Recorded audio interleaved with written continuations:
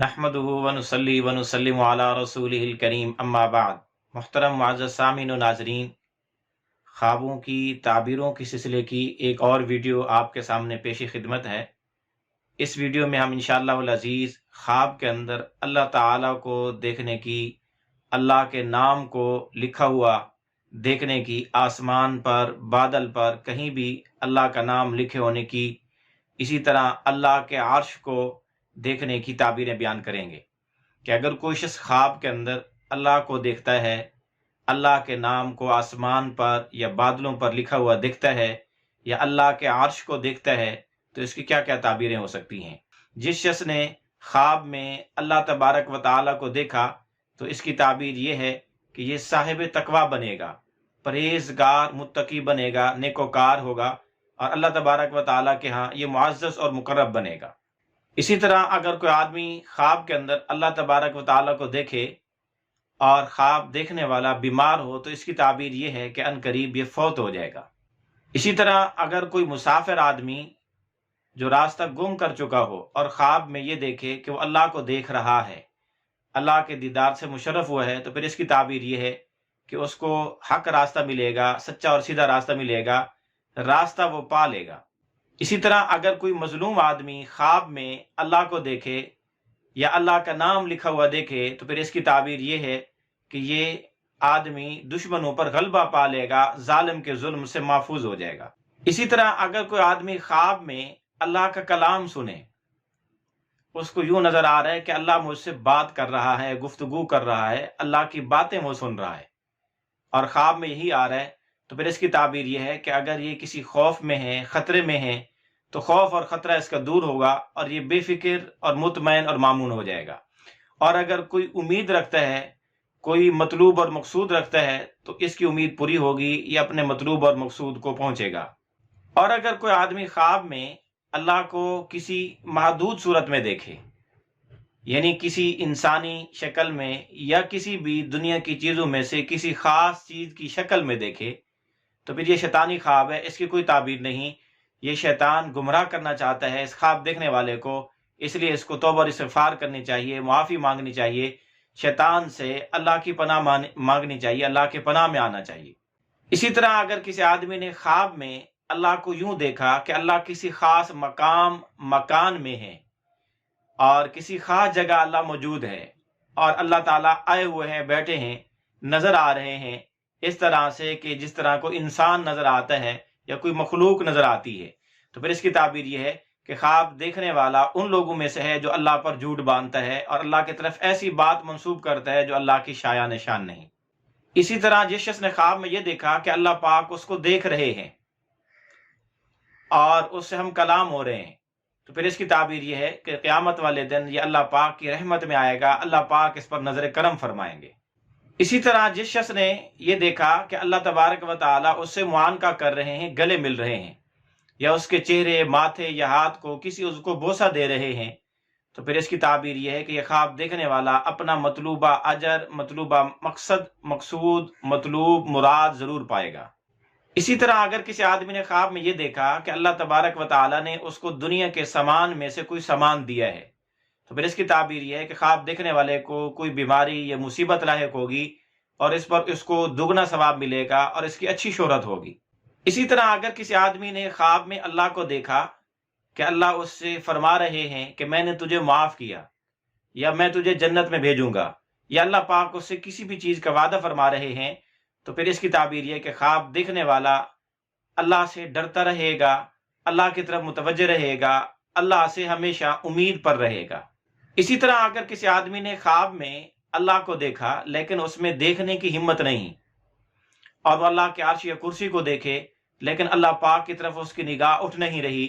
महसूस यूं हो रहा है कि वह अल्लाह को देख रहा है, अल्लाह के सामने है, तो फिर इसकी ताबीर यह है कि यह कोई नेक अमल करेगा, नेकी करेगा, इबादत करेगा। इसी तरह किसी आदमी ने ख्वाब में अल्लाह को देखा कि अल्लाह उसको बुला रहा है और ये अल्लाह से भाग रहा है, दूर जा रहा है, तो फिर इसकी ताबीर यह है कि अगर ये नेकोकार, इबादत गुजार, इताअतशियार है, तो अपनी नेकी, इबादत और इताअत से फिर जाएगा, अल्लाह की नाफरमानी करेगा। और अगर इसका वालिद जिंदा है तो ये अपने वालिद की नाफरमानी करेगा।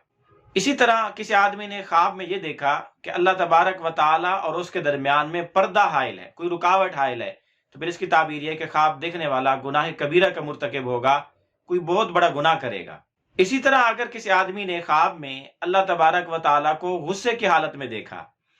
یا یوں دیکھا کہ وہ اللہ کا نور ہے لیکن اس نور کو برداشت نہیں کر پا رہا، اس کے جسم پر لرزہ طاری ہے، خوف زدہ ہوا کھڑا ہے، تو پھر اس کی تعبیر یہ ہے کہ یہ کوئی گناہ کا ارتکاب کرے گا اور بدعات میں مبتلا ہوگا، فسق و فجور کے اندر پڑے گا۔ اسی طرح اگر کوئی آدمی خواب میں اللہ کو اپنے سے ہم کلام ہوتے ہوئے دیکھے تو اس کی ایک تعبیر یہ بھی ہے کہ اللہ پاک اس کو ڈرا رہے ہیں، گناہوں سے روک رہے ہیں اور اس کو اپنے طرف متوجہ کر رہے ہیں۔ اسی طرح اگر کسی آدمی نے خواب میں یہ دیکھا کہ اللہ تبارک و تعالیٰ اس سے حدیث پاک بیان کر رہے ہیں، تو پھر اس کی تعبیر یہ ہے کہ یہ خواب دیکھنے والا قرآن پاک کی کثرت سے تلاوت کرے گا۔ اسی طرح اگر کسی آدمی نے خواب میں دیکھا کہ اللہ تبارک و تعالیٰ نے اپنا دست مبارک، جیسے اللہ کی شان ہے، اس کے سر پر رکھا، اپنے سر پر اللہ کے دست مبارک کو رکھے ہوئے دیکھے، تو پھر اس کی تعبیر یہ ہے کہ اللہ پاک اس کو اپنے مقرب اور اپنے محبوب بندوں میں شامل فرمائیں گے، لیکن مرتے دم تک مصائب اور آفات اور آزمائشیں اس پر آتی رہیں گی۔ اسی طرح اگر کسی آدمی نے خواب میں اللہ تبارک و تعالیٰ کو اپنے بھائی، والد یا کسی رشتہ دار کی شکل میں دیکھا اور اس کو اپنے ساتھ مہربانی کرتے ہوئے دیکھا، تو پھر اس کی تعبیر یہ ہے کہ یہ کسی مصیبت میں اور فتنے میں مبتلا ہوگا۔ اسی طرح اگر کسی آدمی نے خواب میں اللہ کو کسی مکان میں، کسی علاقے میں، کسی شہر میں اترتے دیکھا، نازل ہوتے دیکھا، تو پھر اس کی تعبیر یہ ہے کہ ان جگہوں میں، ان گھروں میں، ان مکانوں میں عدل عام ہوگا اور اللہ کے حکم سے خیر و برکتیں عام ہوں گی، بہت زیادہ ہوں گی۔ اور اگر اللہ تبارک و تعالیٰ کو کسی علاقے، مکان یا شہر میں ناراضگی کی حالت میں اترتے ہوئے دیکھا، تو پھر اس کی تعبیر یہ ہے کہ ان علاقے والوں کے لیے، اس جگہ والوں کے لیے ہلاکت اور بربادی ہے، اس علاقے میں کوئی مصائب، آلام، آفتیں آئیں گی، کوئی مختلف قسم کی امراض اور وبائیں پھیلیں گی۔ اسی طرح اگر کسی آدمی نے خواب میں یہ دیکھا کہ وہ اللہ تبارک و تعالیٰ کو گالی دے رہا ہے،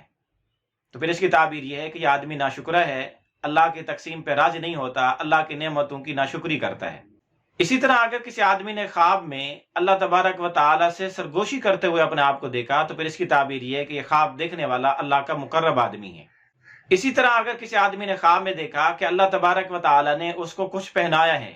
تو پھر اس کی تعبیر یہ ہے کہ اس کو زندگی بھر غم، بیماری اور تکالیف پہنچیں گی، لیکن اللہ پاک اس کو اجر عظیم بھی عطا فرمائیں گے۔ اسی طرح اگر کسی آدمی نے خواب میں دیکھا کہ اللہ پاک اس کو کسی نام سے یا اس کے اپنے نام سے اس کو پکار رہے ہیں، اس کو نام دے رہے ہیں، تو پھر اس کی تعبیر یہ ہے کہ یہ اپنے معاملے میں کامیاب ہوگا اور دشمنوں پر غلبہ پائے گا۔ اسی طرح اگر کسی آدمی نے خواب میں یہ دیکھا کہ اللہ تبارک و تعالیٰ اس سے ناراض ہیں، تو پھر اس کی تعبیر یہ ہے کہ اس کے والدین اس سے ناراض ہیں۔ جس طرح خواب میں اگر والدین کو ناراض دیکھے تو یہ اللہ کے ناراض ہونے کی علامت ہوتی ہے۔ اسی طرح اگر کسی آدمی نے خواب میں دیکھا کہ اللہ پاک اس سے بہت غضبناک ہوئے ہیں، پھر اس کی تعبیر یہ ہے کہ یہ کسی اونچے بلند مکان سے گرے گا۔ اسی طرح اگر کسی آدمی نے خواب میں دیکھا کہ وہ کسی مکان سے، کسی پہاڑ سے، کسی بھی اونچی جگہ سے، دیوار سے گرا، تو اس کی تعبیر یہ ہے کہ اللہ پاک اس سے ناراض ہیں۔ اسی طرح اگر کسی آدمی نے خواب میں دیکھا کہ اللہ پاک اس کو بوسہ دے رہے ہیں، اور اگر یہ خواب دیکھنے والا نیک صالح متقی آدمی ہے، دیندار ہے، تو اس کے اطاعت کرنے، قرآن پاک کی تلاوت، تدریس اور تفسیر بیان کرنے، تبلیغ کرنے کی علامت و نشانی ہے۔ اور اگر کوئی عام آدمی یہ خواب دیکھے تو یہ پھر اس کے بدعتی ہونے کی علامت و نشانی ہے۔